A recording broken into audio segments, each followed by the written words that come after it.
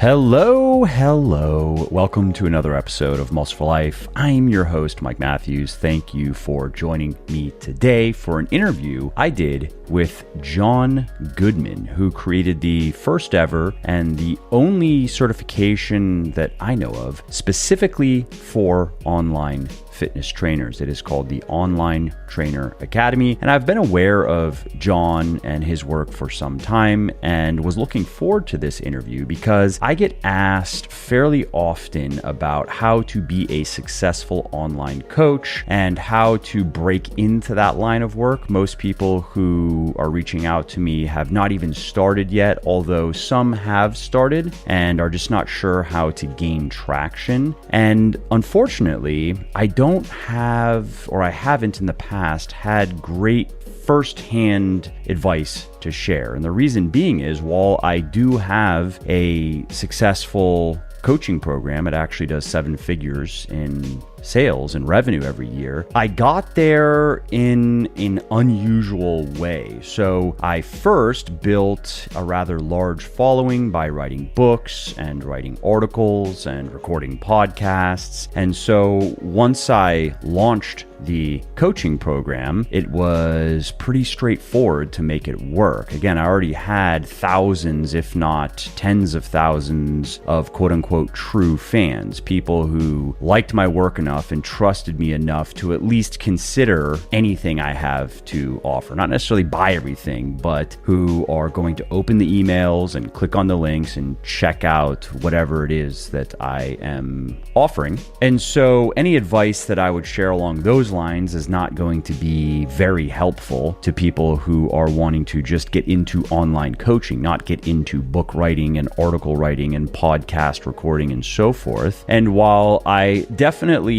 have had some tips that I think are just good general business and good general marketing, and I've had some advice to share in terms of how I would go about becoming an online trainer if I would have went about it differently. But because I hadn't done it myself, I always had to give people a caveat that my ideas may or may not work. I can't really endorse them myself other than say that based on what I know about business and marketing in the fitness industry and online coaching, here's how I would go about it. Now, John, on the other hand, is really an expert on how to help online coaches succeed, how to teach them how to start out, how to get their first clients, and then how to grow their client base and how to get their clients to refer new people to them and to continue working with them. So to increase the lifetime value of each client, so to speak. And as I mentioned, John has a company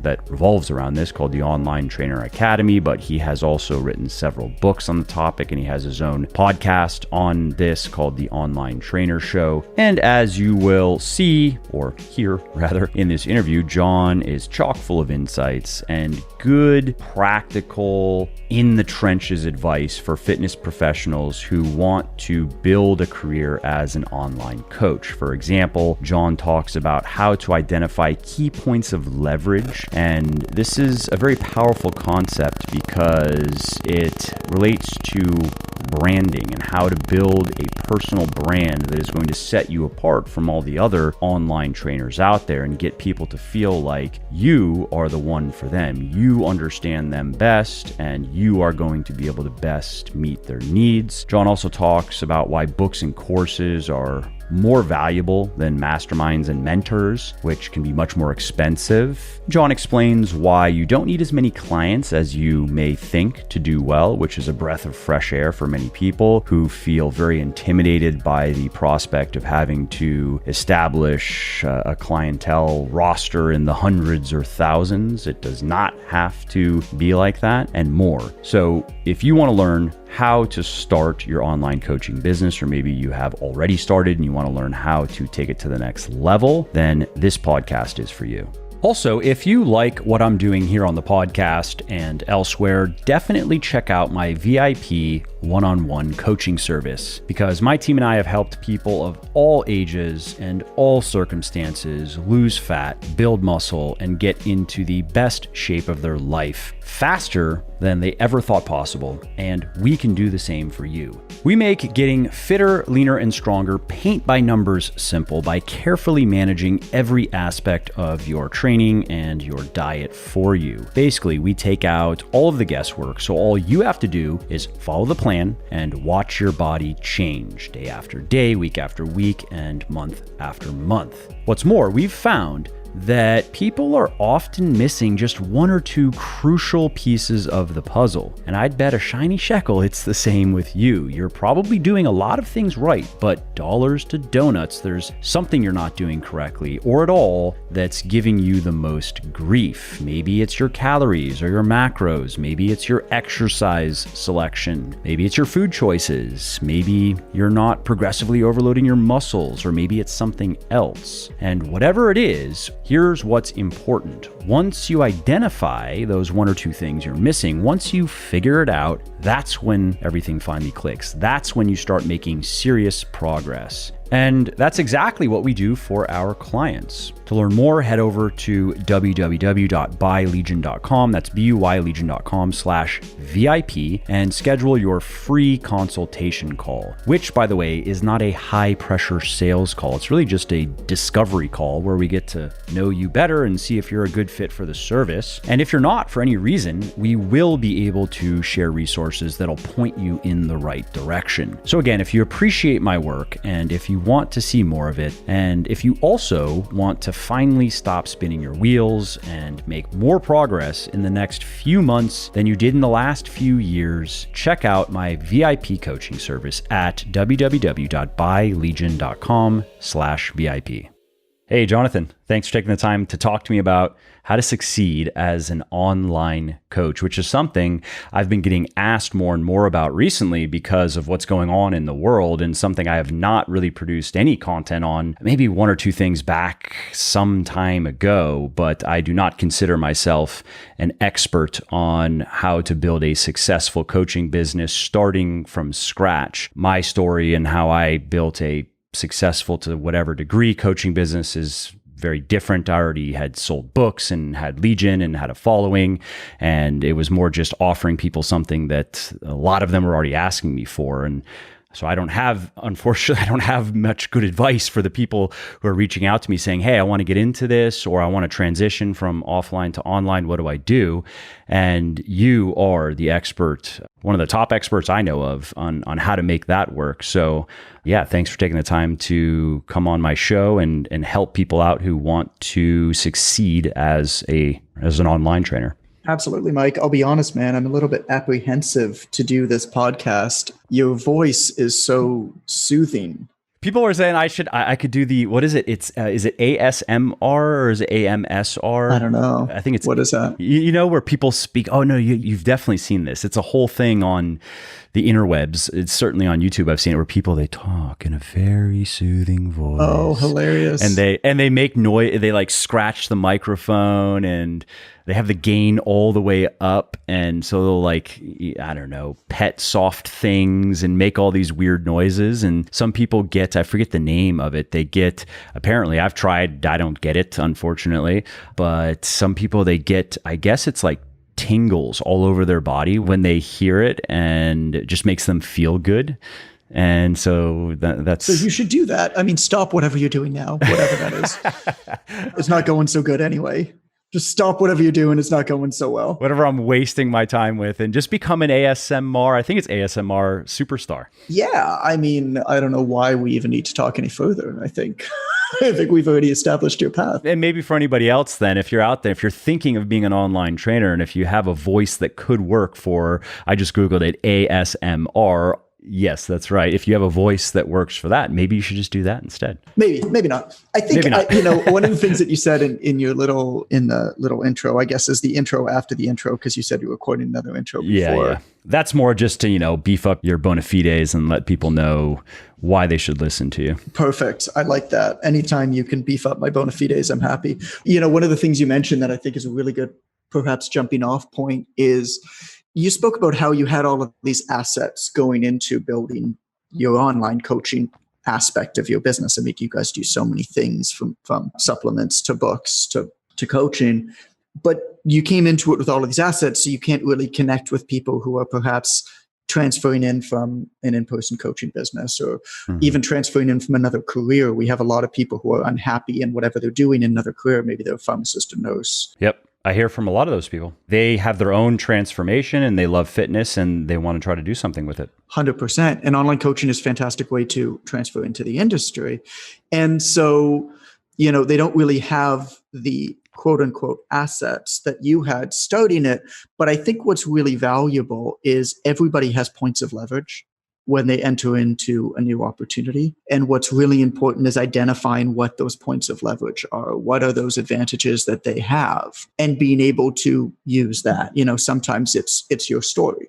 A lot of people might say, oh, I don't look like a trainer. I'm not a shredded dude or whatever, this guy or this gal on Instagram. And so how could I possibly be in online fitness? It's like, well, okay, so they've got, oiled up Photoshopped photos. Maybe you don't have that, but you've probably got a great story.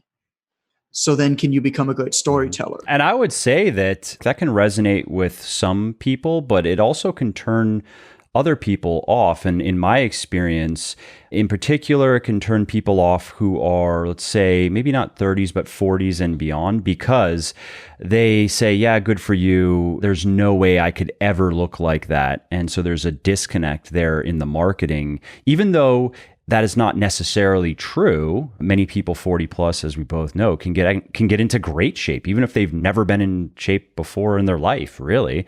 But many of them, if they haven't learned, I would say maybe at least the fundamentals of evidence-based fitness, they just don't see how it ever could be possible.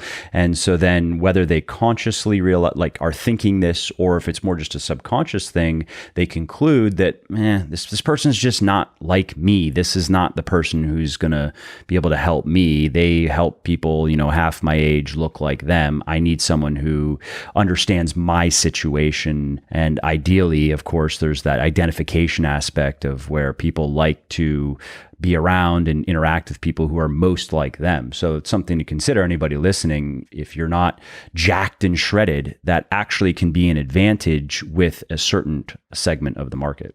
Well, let me tell you a story that really hammers that in. So I agree with you 100%. And it might surprise you. I want to tell you a story as well, but it might surprise you to know that. So we sell the certification, the Online Trainer Academy, which is the only certification for online fitness professionals. And you may be surprised, and I think a lot of people listening to this would be surprised, that our fastest growing segment is 35 plus years of age. And we actually have a significant number of 60 plus year old men and women.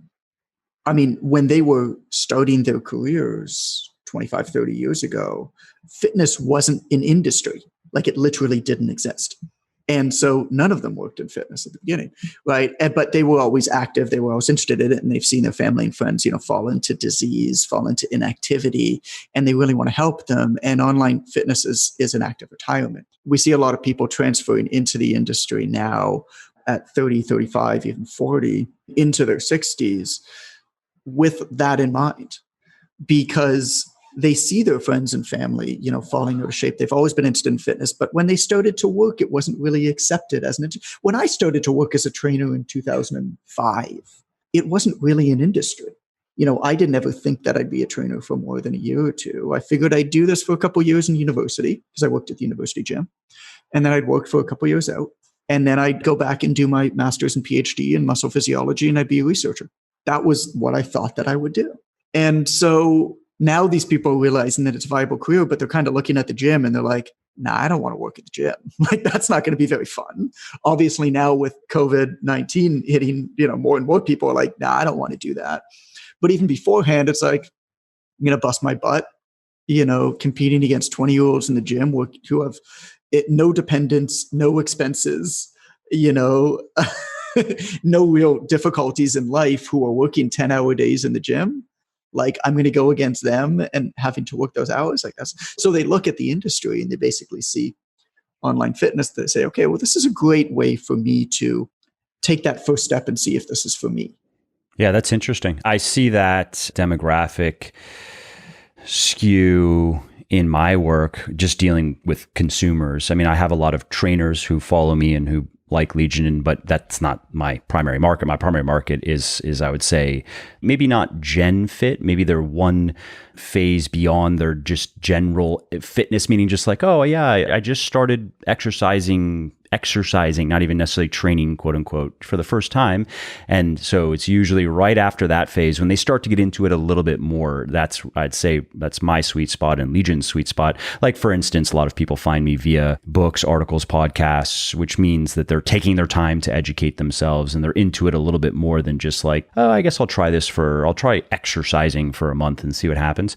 And I've seen though more and more people in the 30 plus men and women demo coming our way. And that's also why one of the next bigger books that I'm working on that's going to be out next summer is this Simon & Schuster book. I'm doing a Simon & Schuster, and it's specifically for the 40 plus crowd, men and women. And I pitched that to Simon & Schuster as basically, and I 100% believe it, that this book has the most potential out of all the books that I have. I've sold a lot of books and my books have done very well, but this one, I will be surprised if it does not vastly outsell the others over, like, Bigger, Leaner, Stronger is coming up on 8 years in the marketplace. So Give Muscle for Life is going to be the name of the book, 8 years. And I'll be very surprised if it does not beat Bigger, Leaner, Stronger's 500,000 or 600,000 copies sold. Yeah, I don't think it's going to take you 8 years to do that. But, people find you, right? This again goes back into our discussion of how to be successful in the fitness industry.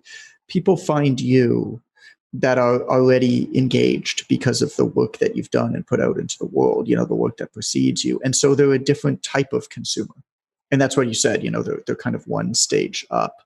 I think people's goals are valuable. Like when you look at what messages you're putting out, particularly on social media, you attract a certain type of person. And also what groups and communities you might navigate in. So I'm in a number of, two main, I guess, sort of high-end business owner groups, right? Like just business owner support group type things. There's a couple of events a year.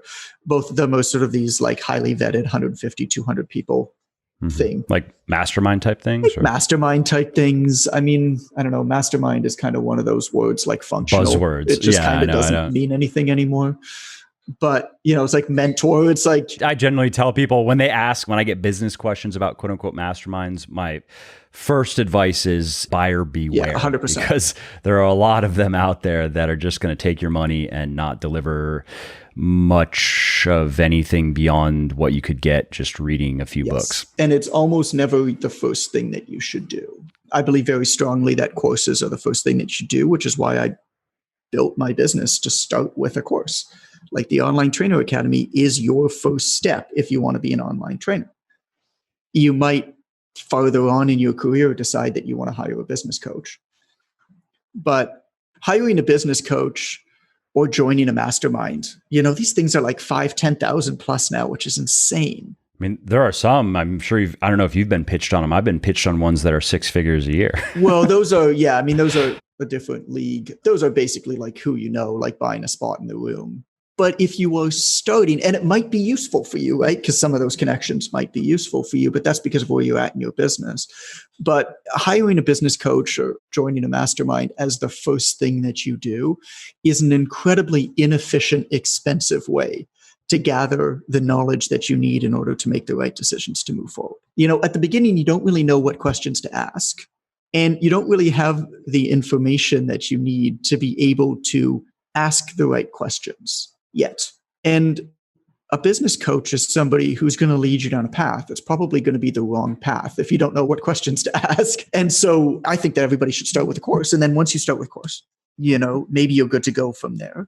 There's a good chance that as you go deeper and deeper and deeper, you'll figure out what those questions are. The path will become illuminated. You'll recognize where the gaps in your knowledge are. And then you go to whoever you feel like can fill in those gaps for you. And that's a much more efficient way to do it. But to learn the basic processes is not. But anyway, so I go to these. I completely agree. Just to interject people listening, I would say I agree with that.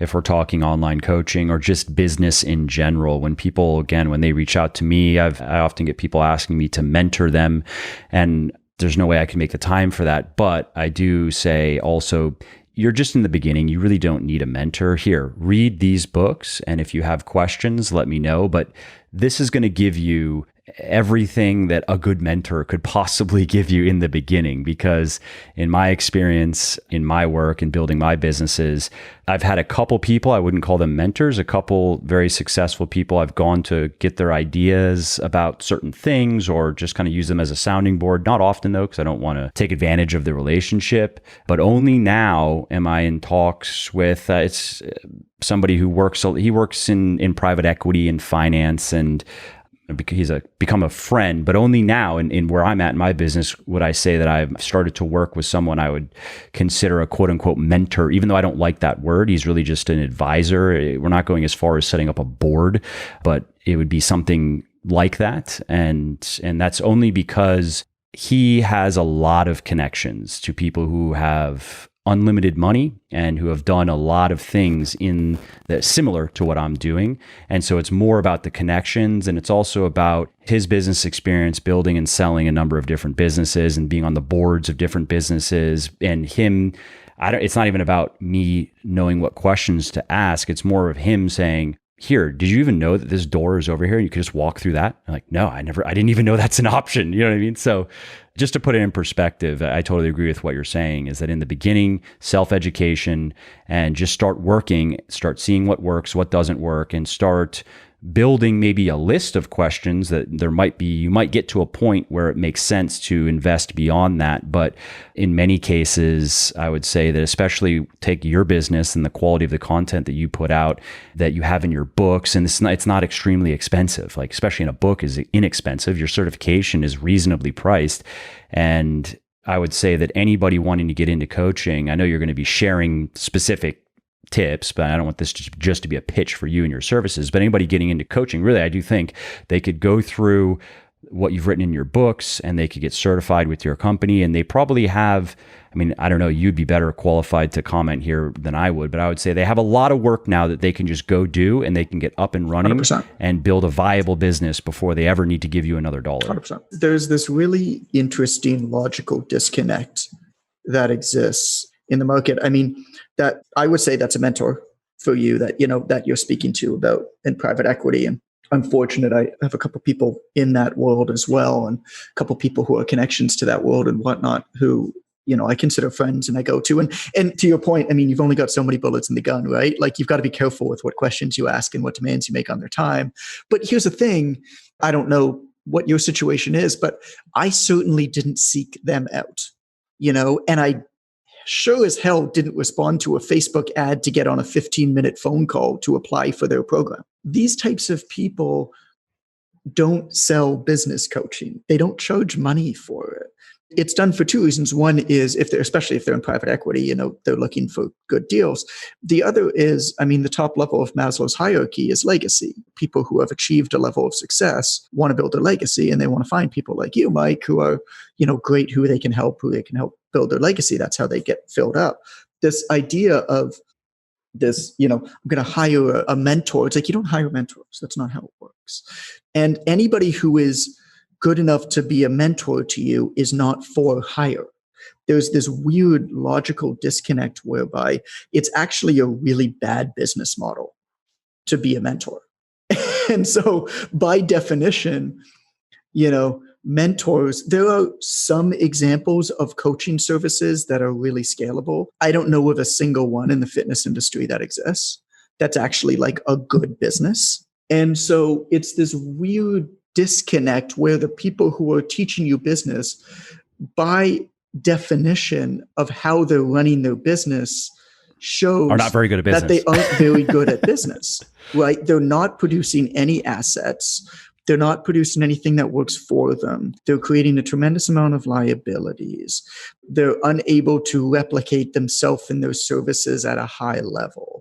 They're just, it's all of these things are like not what you want.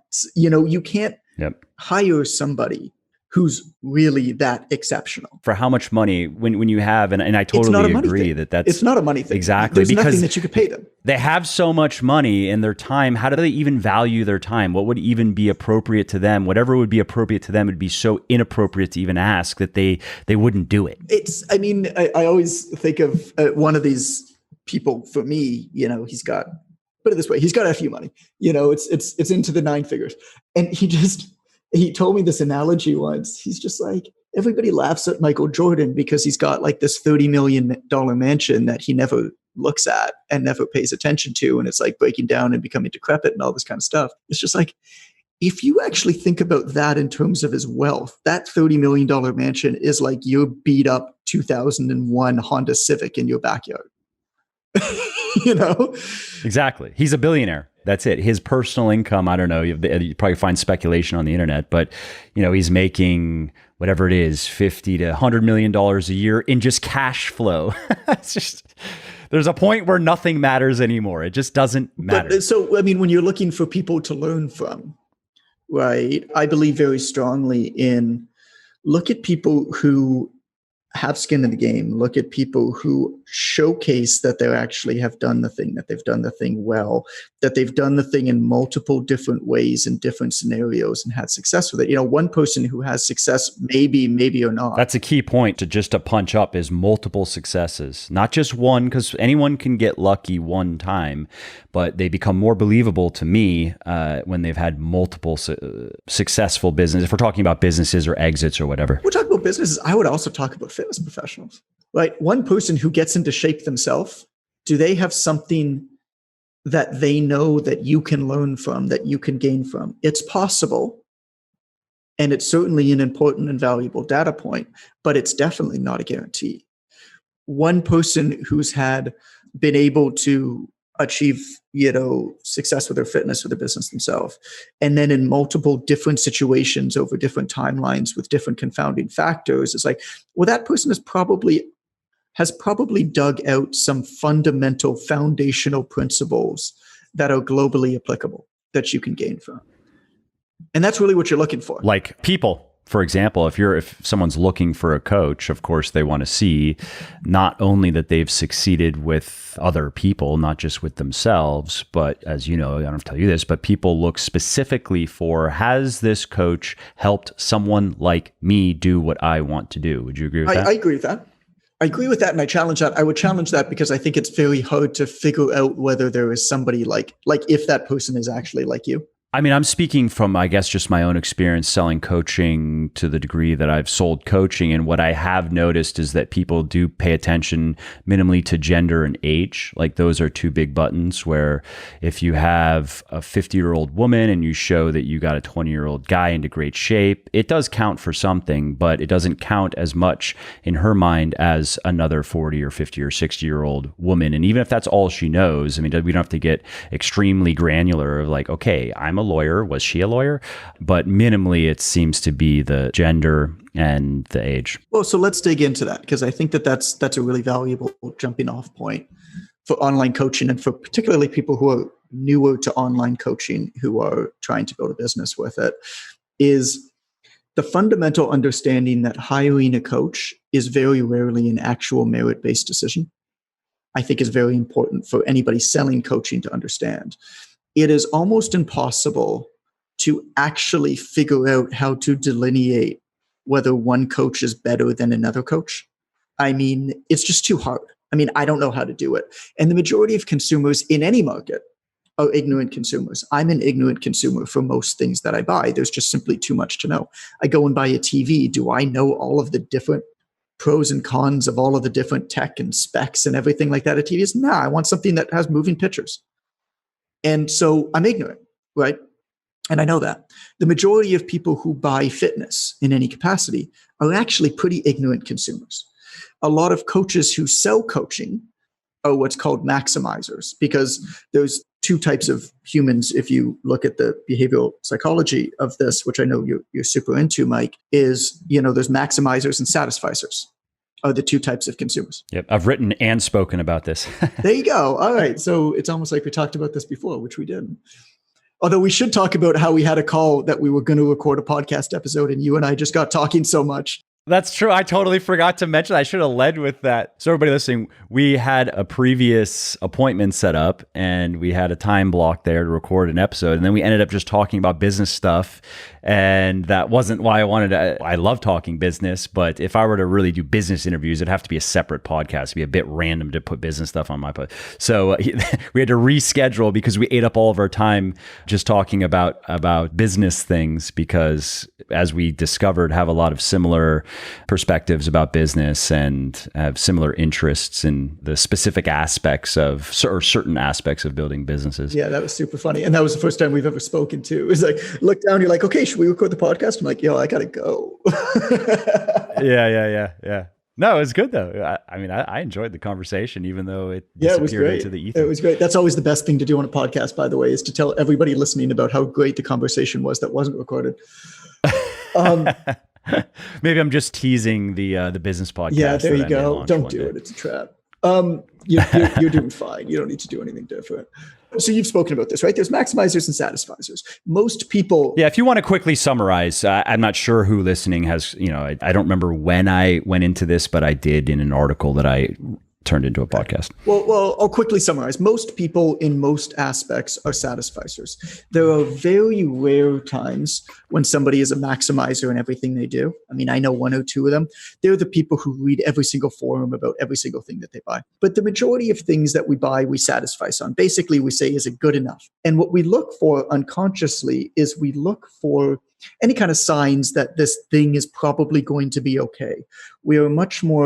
Our purchase decisions are much more guided on avoiding catastrophic failure or feeling like we're going to look like an idiot versus trying to maximize and get something that's for the best.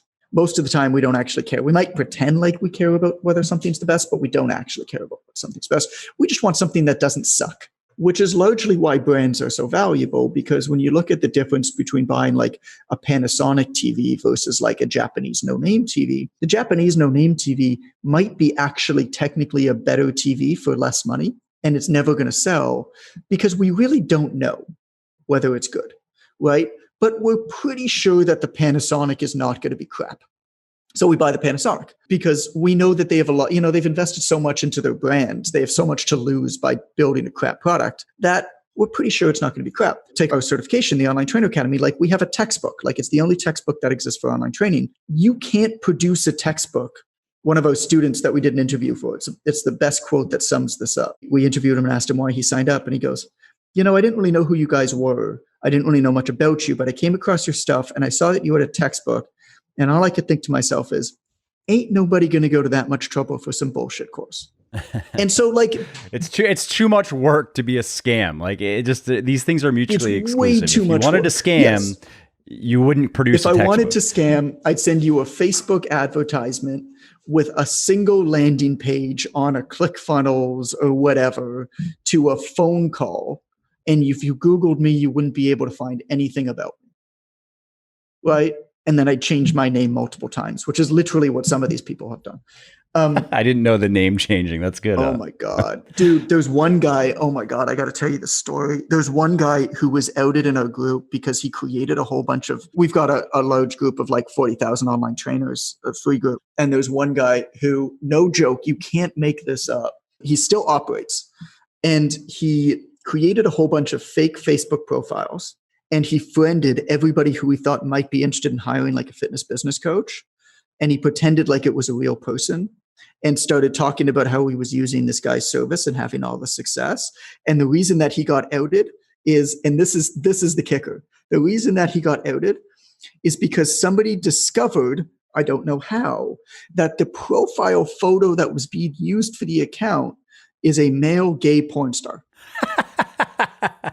Is that not the most disturbing story in every way? In defense of the sleuth, probably just a reverse image search pulled that one up quickly. You don't even have to be into gay porn or you just quickly go, oh yeah, hey Google, tell me where this image comes from. And now with their face recognition, they'll immediately be like, oh sure. That's this person.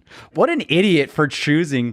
Like right. It would not be hard, right? It would not be hard to find a random photo of somebody nobody would know who it was. Oh, well, all you got to do is find something that isn't reverse searchable. There you go. Yeah.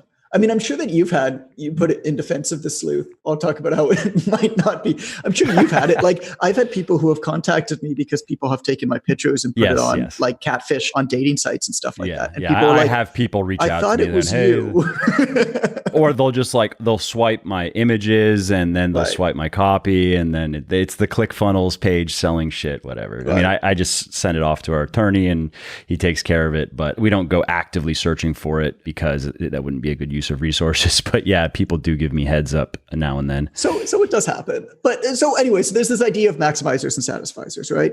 And the majority of people who buy personal training, who buy fitness in any capacity, I mean, this is supplements too, to be honest, it's anything, are satisficers. And the majority of fitness professionals who sell fitness are maximizers, because what we often do is we often maximize in one or two things and satisfice in about everything else. And we're fitness professionals. So of course we maximize in fitness. And we have a hard time empathizing with people who aren't fitness professionals, thinking that everybody is like us. And it becomes very frustrating then as fitness professionals, because it's like, oh, these people are all buying from this other person, from this other guy or girl or whatever, who is not as good as me. It's like, yeah, because that person can speak their language better, because that person knows that these people don't actually really care about the force velocity curves that you're putting out on Instagram every single day, right? The homemade infographics. Right. And so you talk about like why people, the homemade infographics. I've made some of those, don't knock them. But the idea that... Some of them are nice, some of them not so much. Yeah, mine are not nice. But the whole idea that so the question then comes down to like, how do you get somebody to buy from you? And so really what we're talking about here is we're talking about the power of marketing, branding, perception. And I totally agree. And that the quality of the product or service often has little to do with any of that. And that's very true. That's one of those maxims of business that someone observed a long time ago, and due to the nature of human psychology, it's not going to change. But the reason why I want to just highlight that is that's something that I often tell people, whether they want to get into coaching or just business, any sort of business, is you'd better care about marketing. You'd better be willing to educate yourself about marketing, and not... Many people, for whatever reason, they're turned off by the idea of selling, right? Because what is marketing at bottom? Branding is its own thing. It's a little bit different. We're talking about marketing, especially advertising. A lot of marketing is salesmanship in print or in video, or it's on a more massive scale than a one-to-one, selling process. But there are very similar principles that marketing and advertising work on. And many people they're uncomfortable selling, and then that extends over to marketing. And so then they're backed off of marketing, and they really just want to focus on what's most interesting to them and what they think matters most, which is, like you were saying, I'm going to be the best. I'm going to have the best programs, and I'm going to have the most accurate information. And maybe even I'm going to get into the best shape, even though that's impossible. So at this point, we're really talking about, I'm going to really work on getting in great shape. And you can do all of that, but without these other points that you're bringing up, you're not going to, if you don't also marry your high quality product or high quality service with high quality marketing, which again, I'm going to pass the torch back to you here in a second, but which I'm sure you're going to talk about, is being able to, for example, speak to people the way they speak to themselves, to meet them where they are and speak their language. If you can't bridge that gap, and it really is a gap, then I would say you're never going to do well. And it's not just in coaching, but in business.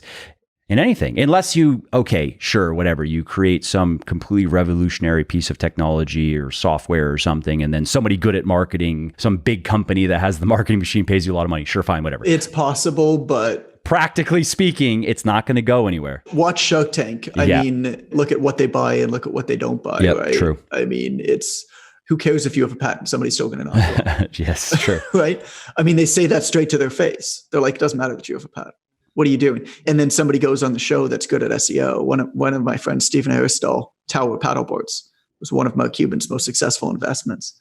And the reason why Mark Cuban was so interested was not because he had an inflatable paddleboard, was because Stephen is so good at SEO that he ranked #1 for inflatable paddleboards. Yep. That's why Mark Cuban made that investment, right? I mean, that's what it was. So, let's talk about how to start. Because obviously, I mean, it's this crazy problem in our industry. I mean, we talk to people and it's like, you have taken 7 certifications on fitness and nutrition and you haven't read a single business book. Perfect example. Like, what Oh, of course you're frustrated. I would be frustrated too. But single industries, single bodies of knowledge are inherently uninteresting and unvaluable. Even if you're a great marketer, but you can't combine that with any subject matter expertise, it's not valuable, right? But once you start to combine these things, once you build a high level of knowledge in one thing, say fitness, and you start to combine it with a few basic transferable skills like marketing, like behavioral psychology, like advertising, like writing, well, then things start to get, and then of course, money management and wealth management. And then you start to build that with managerial skills or start to collect that team because, at that point, it's too much for one person. Well, then things start to get really, really interesting. And then the coolest thing about that is once you're able to start combining those skills, well, like you could do anything. Like, I don't know about you, man. I do know about you actually, because I know you've got a book under a pen name that's like number one, right? In a market completely unrelated to fitness. It's Bill of Rights for anybody. I have it up in Legion's store and I explain, hey, this is a pen name just because for marketing reasons, it'd be a bit random for Mike, the fitness guy, to be writing about the Bill of Rights. So I have a pen name Sean Patrick, which are just a couple of names from people in the family. And I didn't give it too much thought, to be honest, because it was just kind of a side project for fun. But yeah, because of what's going on here in America, it's my number one, as of last month, my number one best-selling book in America it's called The Know Your Bill of Rights book by Sean Patrick, aka Mike Matthews, right. which is ridiculous, but what a strange timeline. But that proves kind of this point that I'm making, that if you are able to attain these transferable skills, like I feel like I'm good enough at writing and marketing now that I can make money literally no matter what I'm doing, right? Like, obviously I'm in the fitness industry and I love the fitness industry, and I think the fitness industry has the potential to do more good in the world than perhaps any other industry. But think about what that allows me to do from a confidence standpoint. Think about what that allows me to do from I just know that I'm untouchable, right? I always say that freedom is providing yourself the opportunity to fail. And so yeah, I like that. Once you are able to collect these transferable skills, you can fail, right? Because I know that I'm going to be able to figure it out. I know that I'm going to be able to land on my feet. That allows me to take risks. That allows me to take action in ways that many of my contemporaries can't. And that's a huge unfair advantage in the market, in any market. How then, if we then pivot to, let's talk to the person who is wanting to start out as an online coach. So how do they, and of course, you're not going to be able to give the entire roadmap here on this episode, but how do they go from, I would like to do this, to at least the flywheel is now spinning. They've built up momentum and they have a system that's working that they can now just pour more energy into and get even more out of it, and then eventually, hopefully one day reach what you're talking about, where they've built enough, the right skills to be able to create something that's bigger than them. I want to talk about that, but first I want to talk about all of the other books that you've written under the Sean Patrick pen name. Okay, I see a Nikola Tesla book. I see an Alexander the Great book. I see an Awakening Your Inner Genius book, and I see Kingdom of the Flies. Yeah, Kingdom of the Flies. I can't take credit for. That's I don't know what that Sean is. Patrick. That's just, it's put under your author account. That's funny. I guess Amazon maybe auto linked it or something. Or so Nikola Tesla, that's you. Yeah, so I can't, it sounds more impressive than it is, because the Awakening Your Inner Genius book was a fun little, that was also a side project I just did for fun years ago. And the Tesla and the Alexander, and I thought I did one other, but are actually chapters. So that book, Awakening Your Inner Genius, there was a psychologist, I forget his name now. He has an unusual name. And he published some research on the different traits of genius, and he broke it down into 20-something different traits, and he explains why he believes that what we would generally just recognize as genius is really a combination of some, many, or maybe in very rare cases, all of these characteristics. And I thought it was interesting, something that just kind of, piqued my desire to write. And so I took 10, I think, maybe 8 to 10 of the characteristics that I just found most interesting, and I wrote a book, and each chapter it's like 46 pages. It's short. Yeah, so the Inner Genius book is longer. Okay. It's a standard book size. And then so each chapter is about one of the characteristics. And then just as a literary device that I like, because I just like history and biographies, I found people who I believed exemplified that characteristic. And so the chapters were stories about these interesting people and what they did and how they used this characteristic, or why I believed that this one characteristic most characterized that person and was most responsible for their success in whatever that they were doing. So Tesla, there's a chapter on Tesla. There's a chapter on Alexander the Great. There's a chapter on Queen Elizabeth, I believe the first. There's a chapter on, I wrote it years ago. I don't even remember. I'd have to look. But that's how the book is laid out. So I took the Nikola Tesla chapter and published it just as a free book to get people interested in the other book. And ironically, that Nikola Tesla book has been downloaded more than any other book of mine, period. It's been downloaded worldwide millions of times. In the US, 1 million plus downloads as a free book.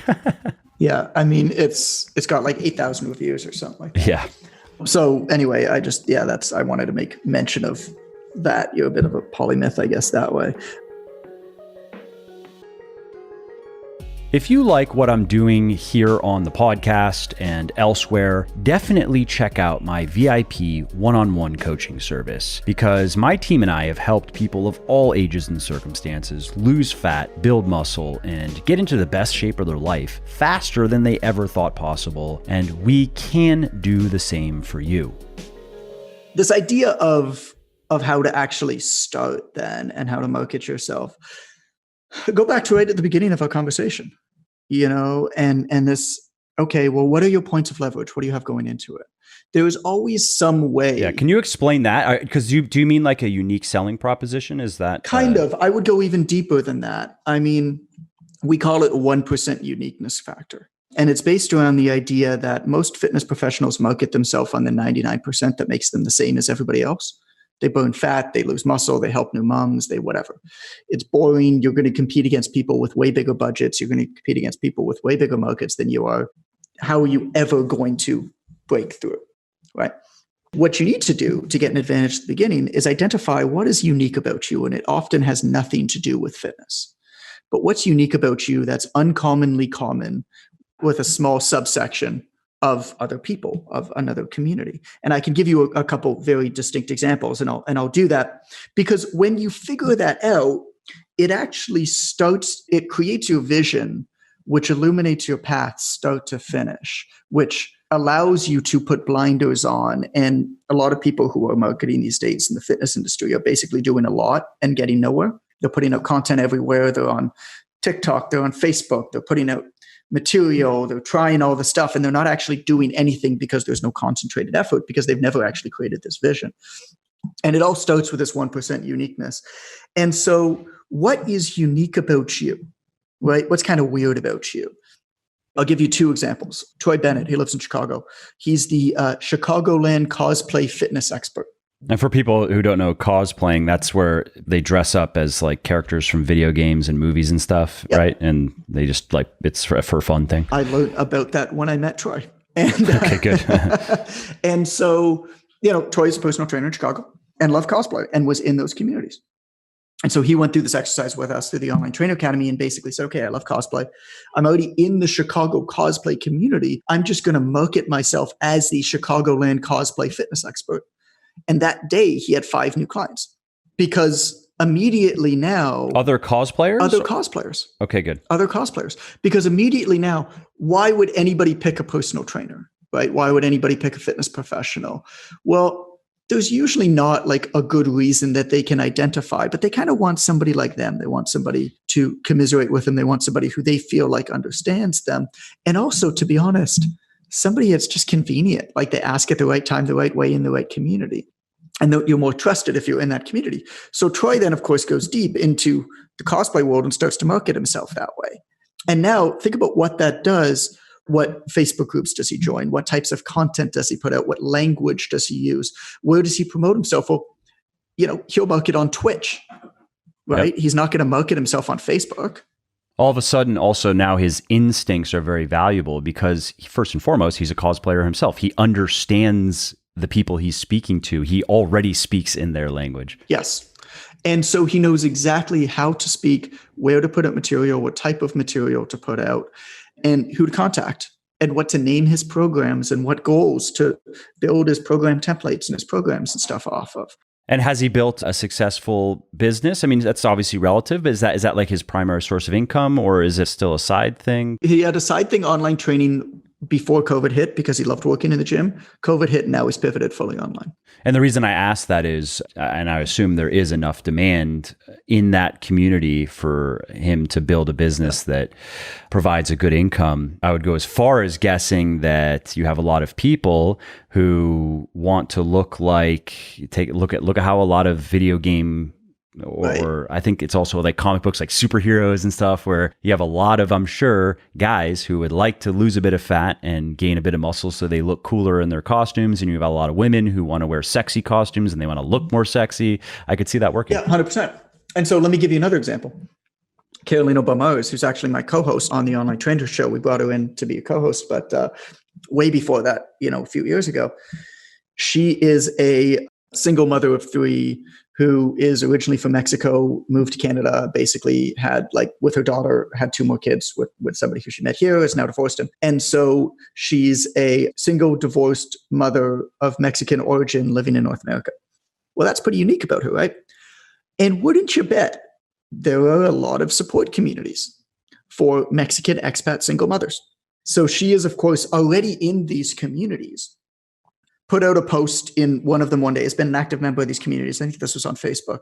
Put out a post. Yeah, it was on Facebook. Put out a post on Facebook, basically telling her story in Spanish, of course. And she sent it to me, and I translated it poorly, so I kind of know what it says. And it just told her story of how difficult it was. She was a teen mom, of how difficult it was coming to Canada, and then how finding health and fitness has changed her life, and how she's now become a trainer, and how she now works with women and particularly mothers and that kind of thing. She had 800 emails in the comments of her Facebook post of people asking for more information. From that, she hosted a paid webinar. She said it was $6 the first time. And then she did it a second time because, of course, no system is worth anything if you don't repeat it. So then she did it a second time, did another webinar for $8. She got paid over $1,000 for hosting a webinar that filled her coaching program twice through a single post in a single Facebook group.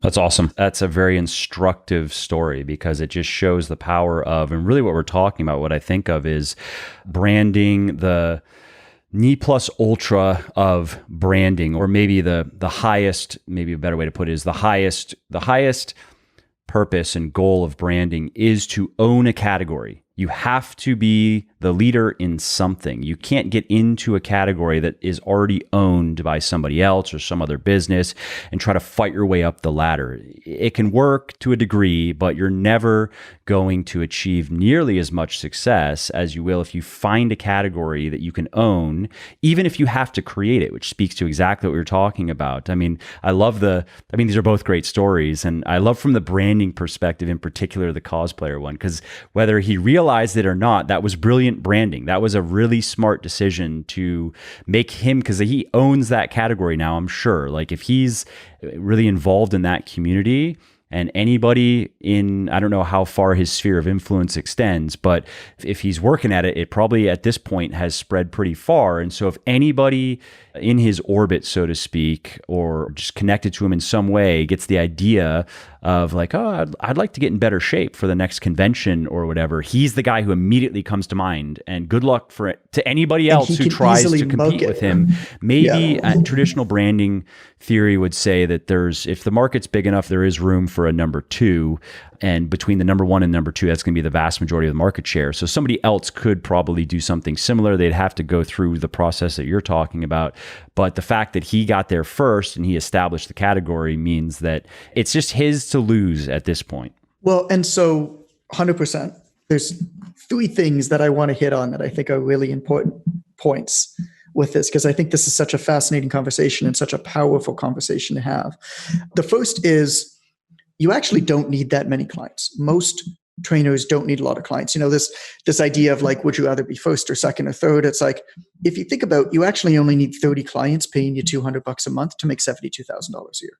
So you actually don't need that many customers. This idea of, oh, I'm so scared because if I go deeper, then the market's going to be much smaller. It's like, yeah, it will be, but like it's going to be big enough. We have one of our students in level 2 of our certification, Marc-Andre Sears, is French. And I remember him coming to us a couple of years ago and basically saying, oh, he's in Quebec, he's in French Canada. And he said, should I promote myself in French or English? The problem is the French market is so small. It's like, yeah, but there's no competition there. And guess what? Marc-Andre is doing $50,000 a month in French, in Quebec, to French Canadians. Because there's like nobody else. So like that's number one. Like you actually don't need that many people. And right? So he found his niche. He found his category. Yep. And number 2 is you actually don't need to make, this is I think a huge point that I want to make sure that I sell properly. Fitness professionals are some of the least selfish, most selfless people in the world. And that's what makes them so amazing. That's why I love being around them. That's what frustrates the heck out of me so much with them, because they just want to do good and they beat themselves up and they give themselves away in order to do that. And there's this misconception that you need to make the majority of your money from the people who you want to ultimately support.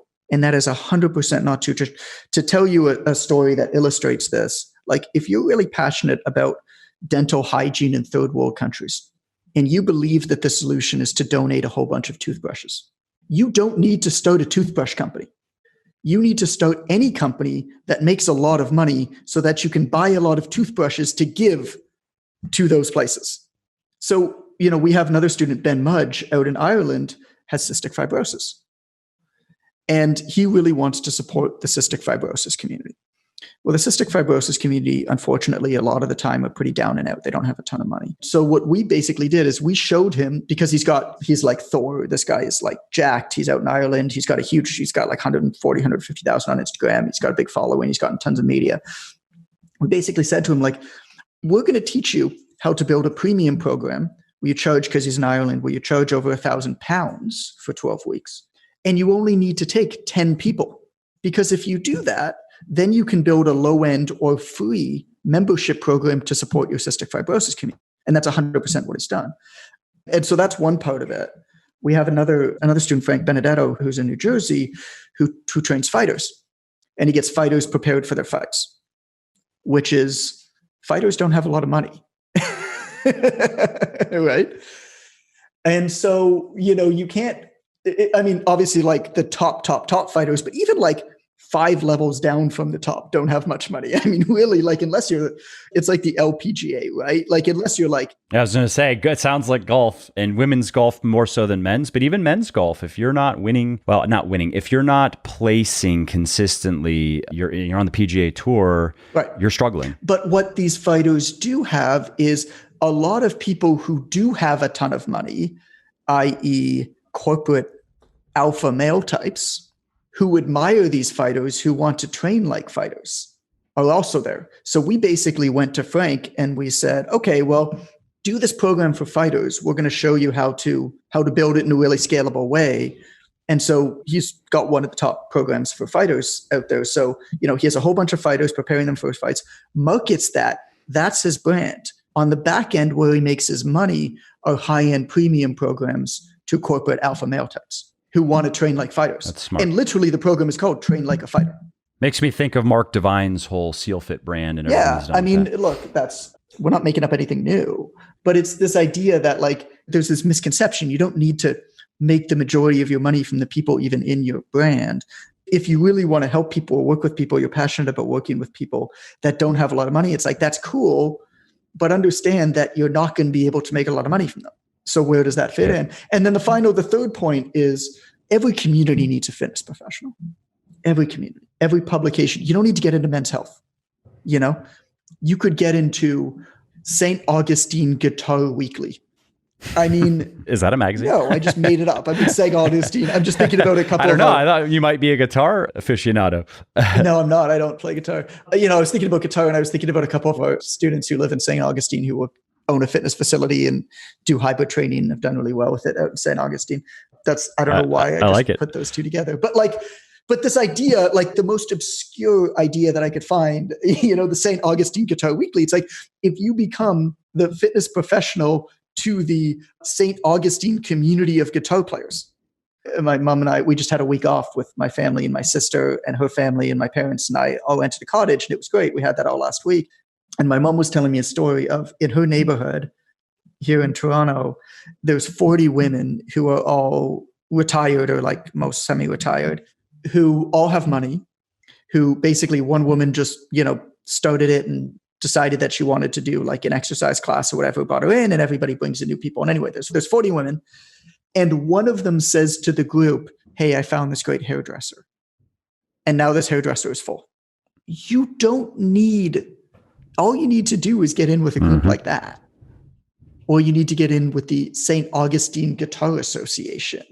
You know what I'm saying? Like, what is it? And this would come back to the point you were making on what's unique about you. And so if somebody is very good at and into guitar, and then that could be an angle, is the point. That could be an angle. That could be, you probably have contacts in those communities who have platforms.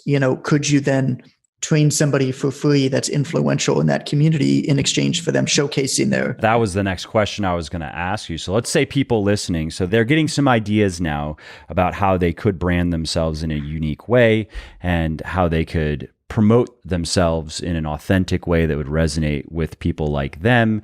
And it would be a pretty low friction sales process, I guess you could say.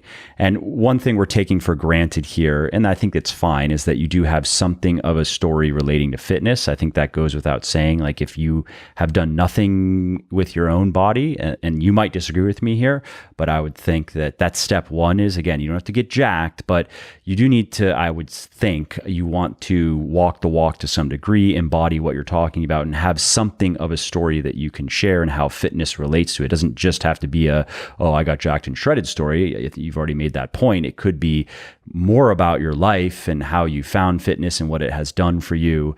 And I think minimally, you probably want to get to a point where somebody would say you're fit. Would you agree with that? Yeah. I mean, you've got to have gone on a journey for sure. Yeah. I mean, I would say, and again, this is something that you know more than I know, but if I were that person getting into it, I would assume, okay, I have to at least get to a level of fit. It'd be a bit odd if I'm going to teach somebody how to play golf and I'm like duffing every shot. If you're like, wait, what's going on here? Yeah, but you don't have to be great. You could be going through your journey, right? And broadcasting that and projecting that you're going through your journey and inviting other people with you. That's a good point. We do have a lot of people at various, ends of that spectrum. Well, that's good to know. No, I mean, that's valuable information because, again, I'm not speaking from experience in this discussion. My experience was very different. So I'm being the person who's kind of the newbie in that sense, like, oh, how would I go about this, Well, let me tell you a story that I think hammers that in. Over the years, I've done like multiple bouts of like 100+ phone calls with our audience just to get to know them, just to kind of... I think people don't speak to each other enough these days. And I think when you actually speak to people, you gain some really valuable insights. I know it blows your mind.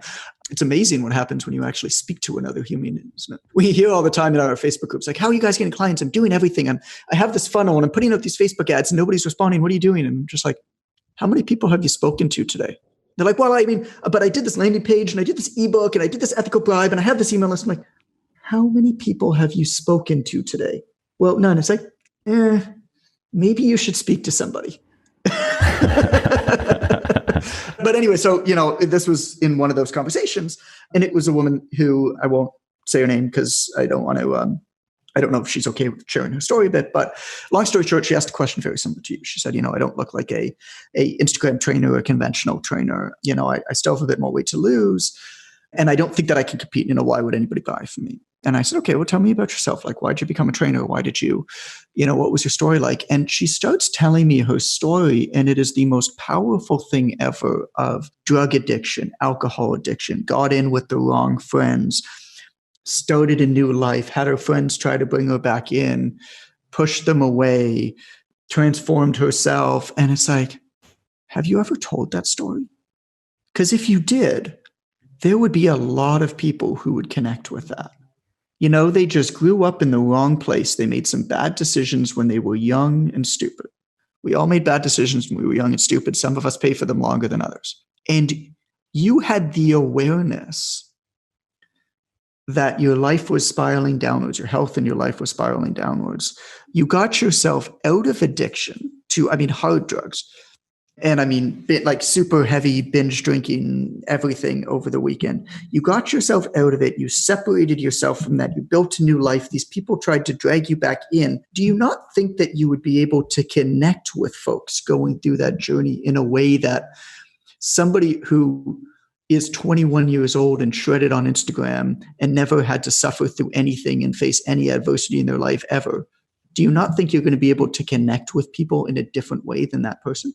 If you tell your story better. And how did it work out for her? I don't actually know.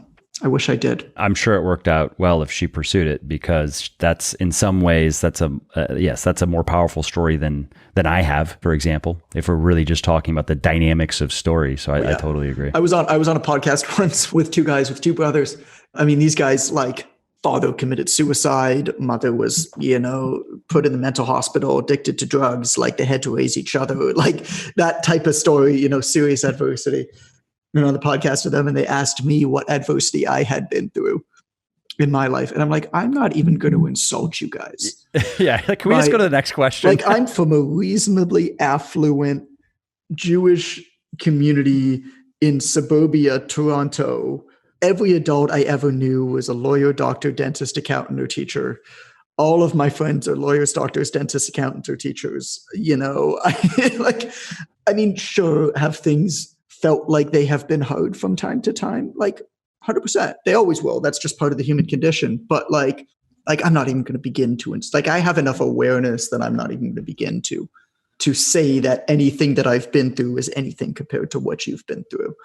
And it's funny because I've listened to that podcast a few other times and people, are talking about their adversities. I'm just like, that's not, might have felt tough, but like, that wasn't tough, man. like you would have been fine. Like, if things went wrong, I would have been able to go home and have two loving parents, like, it ain't bad. Yeah, no, I totally understand. And I would say I'm in a similar boat, and I have talked about it a little bit here and there, but I don't talk too much about it because it's not an interesting story. It's not. It's really not. It's not the story that most people would be interested in even hearing.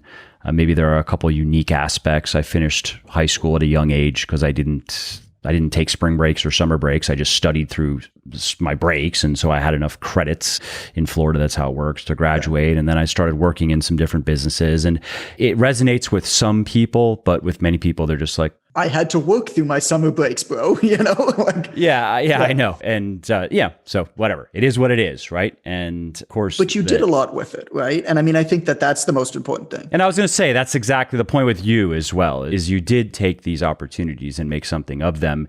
And I'm sure you know many people, because I know many people growing up who had greater opportunities than I had by a lot. Start with kids who came from families with unlimited money and successful parents, or at least, maybe the mom wasn't working, but very successful, at least one or both of the parents, who not only had the money, but the connections to open any door that the kid could possibly want to go through. And where's that kid now? Nowhere, doing nothing, just, pissing away daddy's money. So there is something to be said for having maybe you could say the character or the spirit to seize the opportunities that you had and to take those advantages and make something into them. That doesn't just happen. That take a lot of application. Yeah. Like, look, I always say to people, a lot of what I have now, I feel like I would have ultimately gotten to, but it would have taken me 5 more years. And I was going to say that too. I'll bet you take you and you put yourself into a very different situation that's a lot worse. And I would not be surprised if I were a betting man, I would put money on you. I would say, I'll bet that John's going to go make it. You know what? At 34 years old, I wouldn't have been here. I would have been 40. Right? 100%. So quickly, before we wrap up here, I would love to get to a point, I know you have to run in a few minutes, but where we've gotten to where the person now has gotten their first clients. And exciting. Good for you. Good for you, person. Exactly. And I think we're going to get good feedback on this because I want to set this up for a potential follow-up, which would be the next part of the journey. Because we're really where we've been talking about this first phase. And I think, this is the obvious place to start. And we're right, I think, at the end of this first phase where a person now has given some thought as to the marketing, the branding, their uniqueness, telling their story, attracting people who are going to resonate with that story and who are going to be willing to at least get on the phone and talk more about what this coaching service might look like. Would you recommend, you had mentioned this, but is this like a standard recommendation of yours to work with some people for free in the beginning to get success stories so then you have social proof? Or would you go for the sale? Yeah, would you go for the sale right away and then use that as your downsell basically? Or not necessarily. I would be very hesitant to ever train anybody for free. The only time that I would ever recommend that somebody train somebody for free is some sort of influential person in that person's target market in exchange for basically promotion. Beyond that, what we found is that ain't nobody does anything if they don't pay. It's as simple as that. This isn't across the board. People who pay the least give you the most trouble and do the least amount of work. Do you see that I see that with customers? We see that all over the place. Oftentimes, the most obnoxious customers are people who spend very little money with us. Why do you think I sell books and not low-end programs? Because I learned over the years we had low-end membership sites. Exactly. And somebody who spends $20 a month for a membership site is going to give me less trouble than somebody who's going to spend $800 on our certification. It's just, and so we just don't even do it. It's like, if you want to spend $20, totally cool, buy the book. There's no expectation of service, which is totally fine. The books are great. I would also argue that as the average, I believe this was 2019, it might have been 18 data, but in America, the average person reads just one book a year. Really? And so really what you're looking at though, that's the average. So it's not the median, that's the average. So what that means is you have people who read a lot and you have a lot of people who read nothing. I'll bet you if you dig into that data, that's what that really looks like. And so I would argue, and I think it's a pretty easy position to argue, that your average book reader is just a cut above average in different ways. As I would say, a higher caliber person in terms of pursuing goals in particular, especially if they're reading fitness books, for example, the fact that they read a fitness book and maybe even tried to apply it, to them, it might seem like, of course, why would I not do that? But what they don't realize is that the vast majority of people, they won't even do that. They won't even read the book, let alone try to apply it. So you're already pre-selecting for people who are special in some way. I love how you just complimented all of your readers. That was well done. That was like a magic trick that you just did. It's like, and everybody who buys my books is actually brilliant. And you guys are way smarter and way better than everybody else. You're too clever. You just know my trick. But think about the entire fitness and self-help genre, right? You actually don't really need to buy more than one self-help book. But the reality of it is the act of buying a self-help book and believing that you're going to make a change gives you way more pleasure and way more reward than the act of actually doing the self-help, which is inherently painful. The entire self-help book industry knows this. They feed into it. It's actually kind of evil when you really get into it. They know that you're going to get this dopaminergic response from your nucleus accumbens when you buy a self-help book in believing that you're going to make this big change. And they know that that hit is going to go away and you're going to crave another hit. So you're going to buy another book and another book and another book. It's like, do you think that's true of that? Yes. I don't read much in the genre anymore. I have read some self-help books that I've liked, and I often recommend, there's probably 3 to 5 that I recommend, but I got to where I read enough in the space where I was kind of just hearing the same ideas. How many ideas are there? In different ways. Yeah, exactly. And so I stopped reading it altogether. So I would say that's 100% true of if it's the motivational variety, and that would include motivational speakers. Yes, that is what that is. It is get people fired up and they don't really know what to do and they just feel good for a little bit and then they don't feel so good anymore. And then you can fire them up with the next thing and then they're supposed to join your mastermind and then go back to the masterminds. I believe so. I believe so pretty deeply. I've written about this a fair bit. But then you come across somebody like Mark Manson with, Subtle Art, and it was such a brilliant book. And I've had a chance to spend a lot of time with Mark, and like, it's just such a brilliantly written book that it's so much fun to read.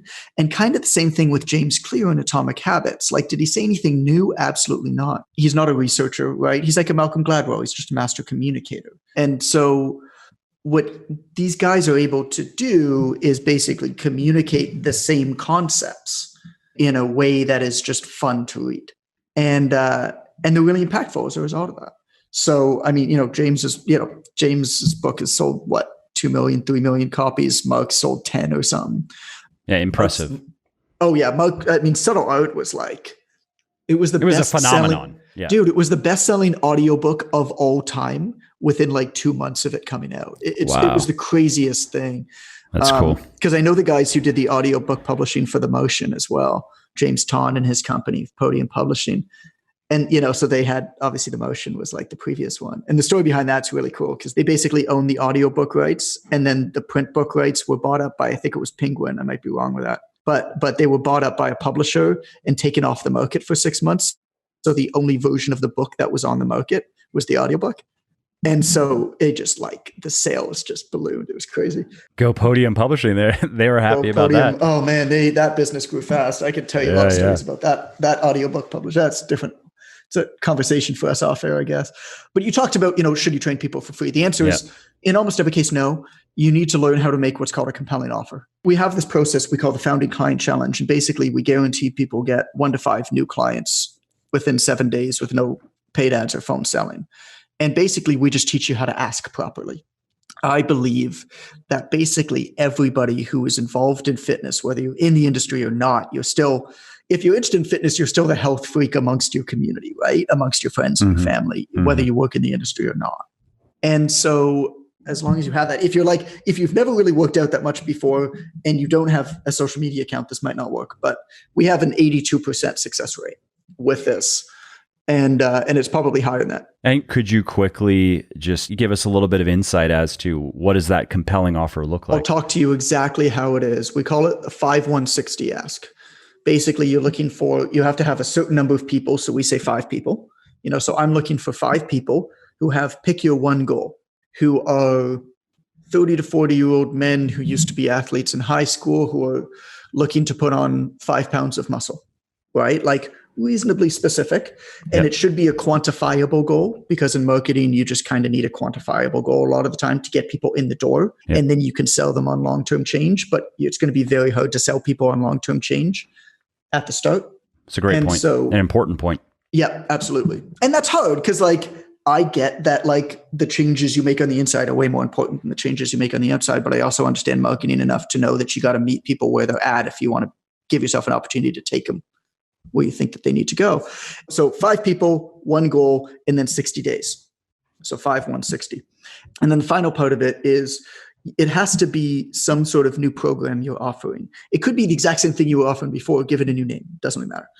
But the key with that is you say, run with the same example, I'm looking for 5 men aged 30 to 40 who want to put on 5 pounds of muscle, who used to be athletes in high school, in the next 60 days to test drive a new program that I've built. When this program goes live in 2 months, it's going to be $500. But for the first 5 people to help me test drive it, it's $197. And in exchange, I need you to give me feedback and then use your results as testimonials for when I promote the program. Perfect. And that does a lot of things. So what that does is it gives people a compelling offer, right? It gives people a reason to act right now because you give a deadline. It calls out a specific kind of person.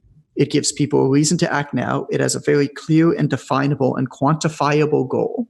It gives them a great deal, right? They're getting a discount on the program.